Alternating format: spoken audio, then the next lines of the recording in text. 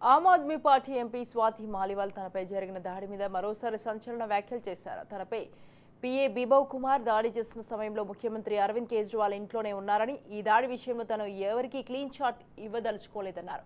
మే 13న ముఖ్యమంత్రి నివాసంలో ఆయన పీఏ తనపై దాడి చేసిన సమయంలో తాను అరిచానని, కానీ రక్షించేందుకు ఎవరూ ముందుకు రాలేదని ఆరోపించారు.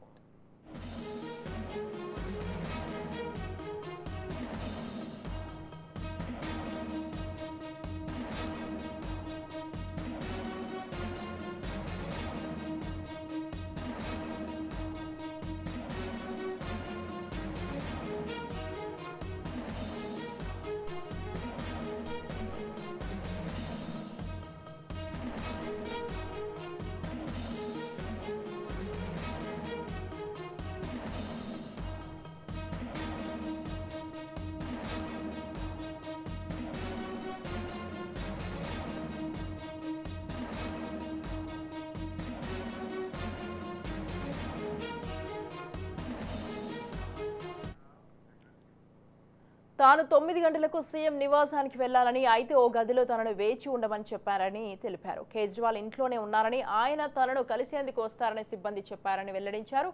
ఆ సమయంలో బిభవ్ కుమార్ ఒక్కసారిగా తాను ఉన్న గదిలోకి దూసుకు వచ్చాడని, తాను కేజ్రీవాల్ గురించి అడుగుతుంటే తనపై దాడి చేశాడని ఆవేదన వ్యక్తం చేశారు. 7-8 సార్లు చెంపపై కొట్టాడని, దీంతో అతనిని వెనక్కి నెట్టేసే ప్రయత్నం చేశానన్నారు.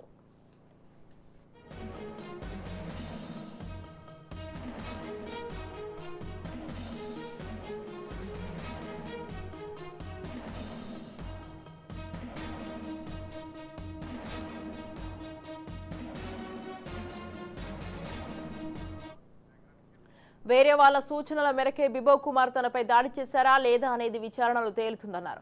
ఈ దాడి కేసులో పోలీసులకు పూర్తిగా సహకరిస్తారన్నారు. తాను ఎంత అరచినా ఇంట్లో ఉన్న కేజ్రీవాల్ పట్టించుకోలేదని మండిపడ్డారు. తన మీద జరిగిన దాడిపై గలమెత్తుతున్నానని, తన కెరీర్ ఇబ్బందిలో పడినా వదిలిపెట్టేదే లేదన్నారు. తనకు ద్రోహం చేశారన్నారు.